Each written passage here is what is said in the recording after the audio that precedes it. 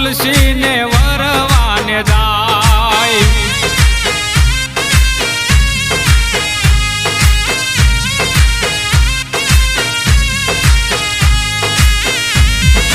હે બેસતા વર્ષના લગ્ન લેખ રે લખાણા વરધી આવે 11 ને તિથિ 11 મારો ઠાકર પરણવાને જાય હોજી રે માતા તુલસી ને વરવા